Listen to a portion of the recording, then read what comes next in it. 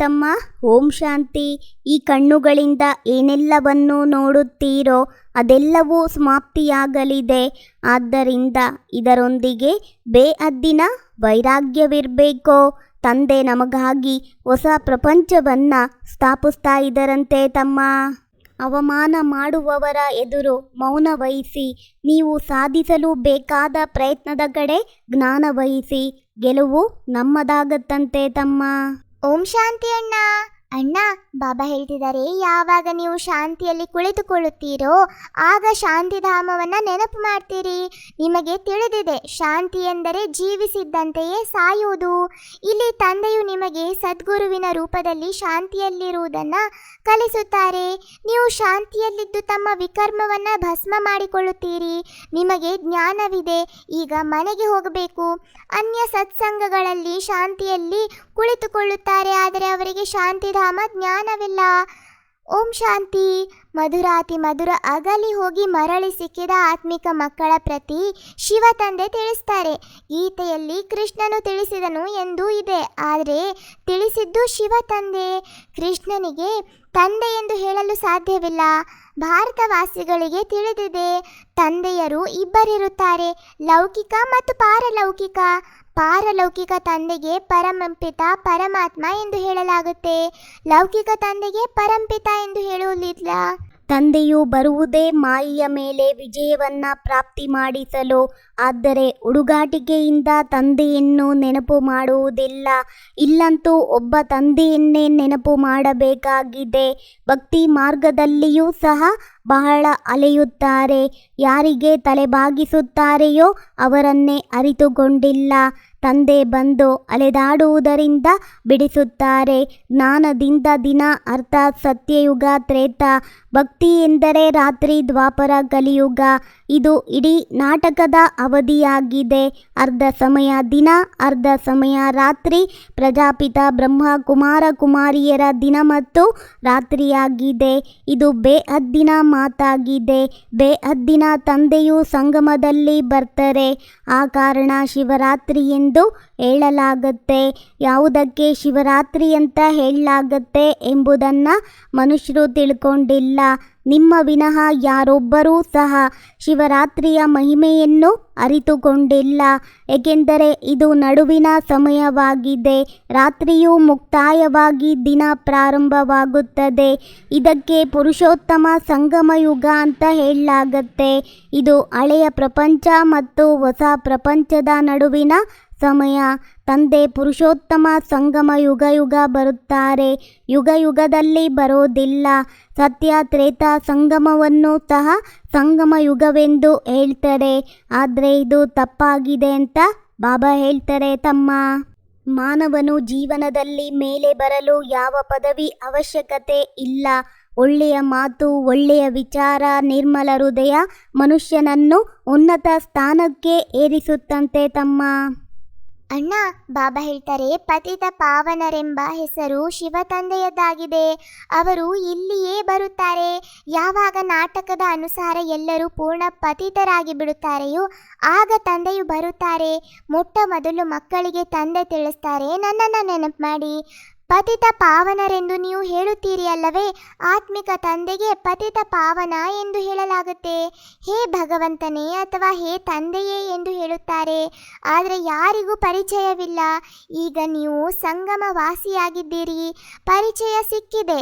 ಅವರು ನರಕವಾಸಿಗಳು, ನೀವಲ್ಲ. ಒಂದು ವೇಳೆ ಯಾರಾದರೂ ಸೋಲನ್ನು ಅನುಭವಿಸಿದರೆ ಒಮ್ಮೆಗೆ ಬಿದ್ದು ಹೋಗುತ್ತಾರೆ.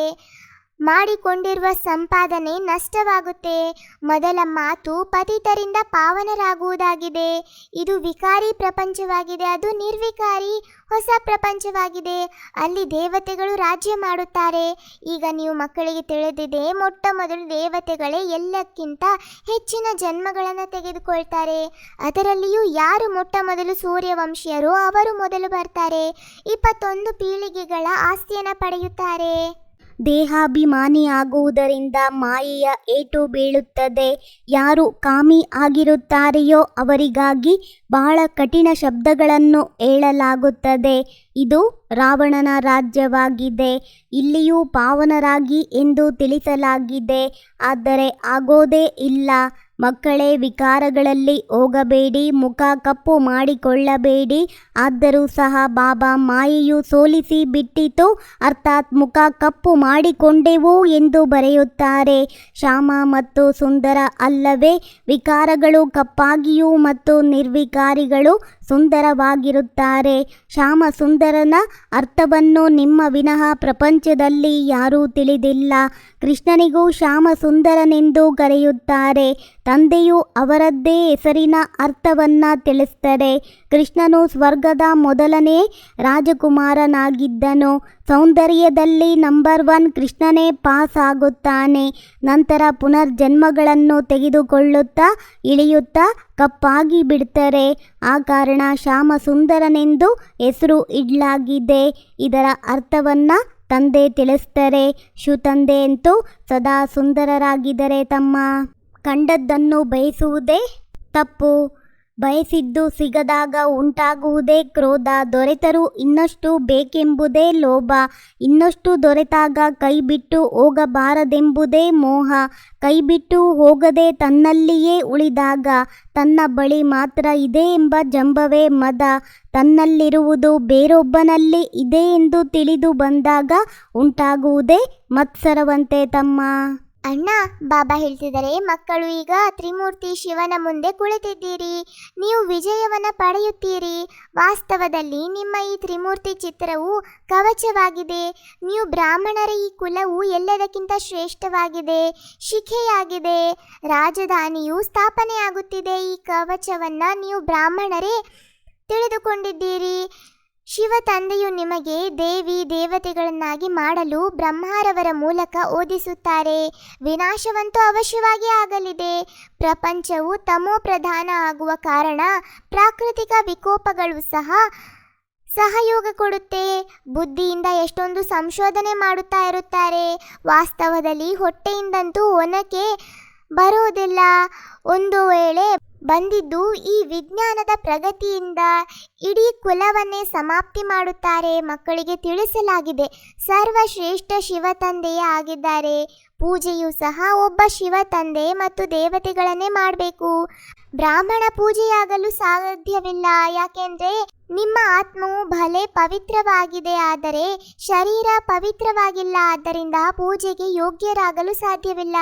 ಮಹಿಮಾ ಯೋಗ್ಯರಾಗಿದ್ದೀರಿ ಮತ್ತು ನೀವು ದೇವತೆಗಳಾಗುತ್ತೀರಿ ಎಂದರೆ ಆತ್ಮವು ಪವಿತ್ರ, ಶರೀರವು ಸಹ ಪವಿತ್ರ, ಹೊಸದು ಸಿಗುತ್ತೆ.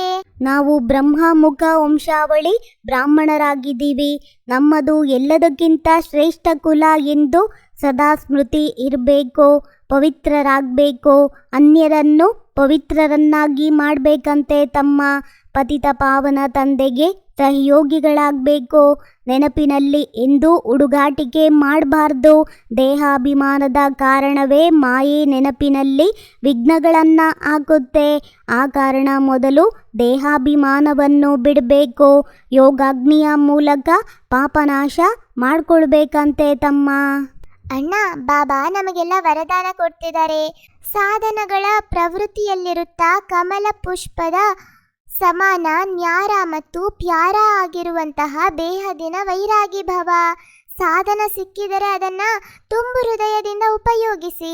ಈ ಸಾಧನಗಳಿರುವುದೇ ನಿಮಗಾಗಿ, ಆದರೆ ಸಾಧನೆಯಲ್ಲಿ ಮರ್ಜ್ ಮಾಡಿಬೇಡಿ. ಪೂರ್ತಿ ಬ್ಯಾಲೆನ್ಸ್ ಇರಲಿ. ಸಾಧನಗಳು ಕೆಟ್ಟದ್ದಲ್ಲ. ಸಾಧನಗಳಂತೂ ನಮ್ಮ ಕರ್ಮದ ಯೋಗದ ಫಲವಾಗಿದೆ. ಆದರೆ ಸಾಧನದ ಪ್ರವೃತ್ತಿಯಲ್ಲಿರುತ್ತಾ ಕಮಲ ಪುಷ್ಪದ ಸಮಾನ ನ್ಯಾರ ಮತ್ತು ತಂದೆಗೆ ಪ್ಯಾರ ಆಗಿ ಉಪಯೋಗಿಸುತ್ತಾ ಅವುಗಳ ಪ್ರಭಾವದಲ್ಲಿ ಬರಬೇಡಿ. ಸಾಧನಗಳಲ್ಲಿ ಬೇಹದ್ದಿನ ವೈರಾಗ್ಯ ವೃತ್ತಿ ಮರ್ಜ್ ಆಗಬಾರದು. ಮೊದಲು ಸ್ವಯಂನಲ್ಲಿ ಇದನ್ನು ಇಮರ್ಜ್ ಮಾಡಿ, ನಂತರ ವಿಶ್ವದಲ್ಲಿ ವಾಯುಮಂಡಲವನ್ನು ಹರಡಿ. ಅಣ್ಣ, ಇಂದಿನ ಸ್ಲೋಗನ್ ಆಗಿದೆ, ಪೇಚಾಟವನ್ನು ನಿಮ್ಮ ಘನತೆಯಲ್ಲಿ ಸ್ಥಿತ ಮಾಡುವುದೇ ಎಲ್ಲದಕ್ಕಿಂತ ಒಳ್ಳೆಯ ಸೇವೆಯಾಗಿದೆ.